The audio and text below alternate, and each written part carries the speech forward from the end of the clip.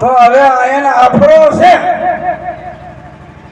વિનાભાઈ, આયને આવ્યો આફરો. હવે આ આફરો કોણ ઉતારે?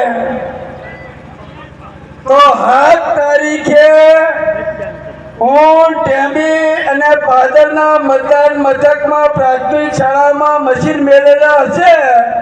એ મશીન ઉપર ચંદનજી તલાજી ઠાકોર નામ હશે.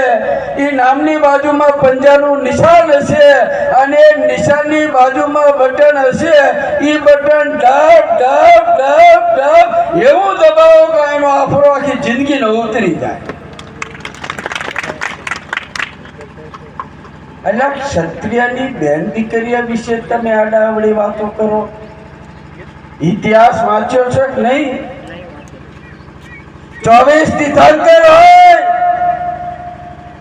મર્યાદા પુરુષોત્તમ ભગવાન રામ હોય, મહાભારતનો પ્રણેતા અર્જુન હોય, કૃષ્ણ ભગવાન હોય, આ બધા ક્ષત્રિયોમાં જન્મ લીધા છે. ક્ષત્રિયોના કુખે જન્મ લીધા છે. ક્યાંક બેન દીકરીઓને બચાવવા માટે પોતાના જીવની આહુતિ આપી છે. ક્યાંક ગૌ માતાઓના ધારને બચાવવા માટે બેન ભારતીજી મહારાજનો ધાર લડ્યું છે. આ એક ક્ષત્રિયોનો ઇતિહાસ છે. તમે લલકારશો નહીં, તમે છંછેડશો નહીં. હજી તો શાંતિથી ક્ષત્રિયો વાત કરે છે. અને જે દાળ ઘર છોડીને રોડમાં થઈ ગયા હેમચંદજી, એ દાળ કોઈની તાકાત નથી કે રોડમાંથી ઘરે પાછા લઈ જાય. તમે બેન દીકરીઓ વિશે વાત કરો, અમારી બેન દીકરીઓ વિશે વાત કરો. માફી માગી કે પટી ગયું, એટલે ધોલ મારીને કોઈ ભૂલ થઈ ગઈ મેળ આવે? હવે આને શું કરવું કહો? જોજો, ભૂલતા નહીં.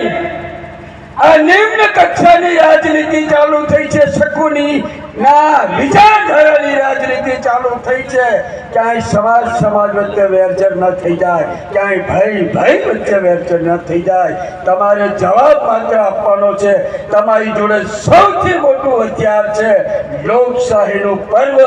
એટલે 7/5/2024 દિવસે મશીન ઉપર પંજાના નિશાન સામેના બટન ઉપર મત અપાવી આને જડબા તોડ જવાબ આપી દો. આવી વિનંતી.